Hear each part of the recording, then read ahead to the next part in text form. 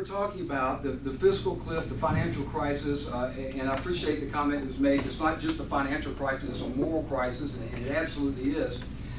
But all this stuff that we're seeing, the assault on the Second Amendment, all this is just really a symptom of what I think is a much deeper and much more notorious disease, and that's this constitutional attack. Because, yeah, we get it. You know, we understand that we're in a financial crisis. We understand that we've got to cut spending. We understand that we've got to balance the budget we mentioned. We've got to reduce the debt.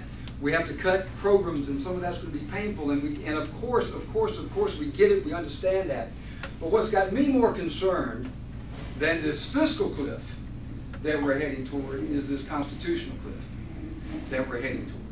And I'm so grateful to hear that we've got good conservatives, Chip, Peter, in our State House that are willing to make constitutional stands, that are willing to nullify these unconstitutional encroachments into the authority and the jurisdiction that rightfully belongs to the state governments. And I'm so proud of you guys for making those types of stands. We need men like you in the State House. I don't know why y'all want to take a demotion and run for Congress. We need you in the State House, but I appreciate it. That's a personal decision, of course. But when you look at all these crises and all these problems, all these issues that we're all here and that we're all concerned about, really you can trace them back to a violation of some fundamental constitutional principle, virtually without exclusion. And that's really the real issue is.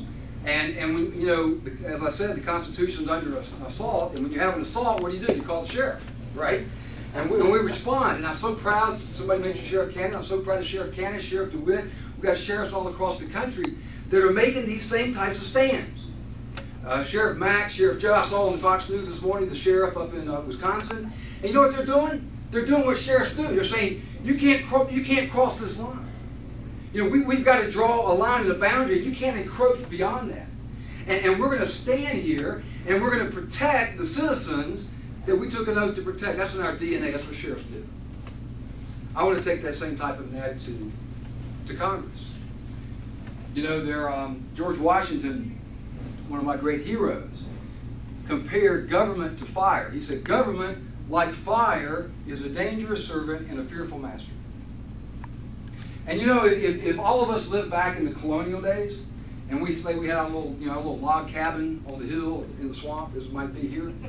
I like low country, that's a fancy name for a swamp. But anyway, if we had a log cabin, fire would be very useful to us, right? I mean, we'd use fire to cook, and we'd use fire to to heat the house, and we'd use fire to make things and give us light. I mean, fire would be very useful. In fact, fire would be so useful to us that we'd have a special place set aside just for the fire. We call that the fire place. Thank you very much. And as long as the fire stays in the fireplace, we could use it for some useful activities. But if those coals started rolling out onto the wooden floor, well, now we got a problem. Now we have a threat to our health, our safety, our lives, and that of our families. And so we would very quickly scoop the coals back into the fire, put it back where it belonged. Well, see, that fireplace represents the Constitution. That's the place for government. So, and it's got a proper place, and we can use it for some useful things. But when it slips out of the Constitution and it exceeds those boundaries, it becomes dangerous, it becomes a threat. And we need men and women that are willing to make those types of strong constitutional stands and scoop it back up in the fireplace where it belongs. Thomas Jefferson was also another hero of mine. He said, bind them down from mischief with the chains of the Constitution. I love that quote. I like to put a little kind of a law enforcement twist to it. Bind them down from mischief with the handcuffs of the Constitution. So there's a lot of mischief going on in Washington. And I'll tell you this, you send this sheriff to Congress, I'll take along my own set of handcuffs. It's called the United States Constitution. And if you're like me and you want to see a return to a morally sound, financially responsible, and constitutionally limited federal system of government, which is what our founders envisioned. It's actually not just what they envisioned, they gave it to us. They entrusted it to us. Somewhere along the way, we've kind of lost it.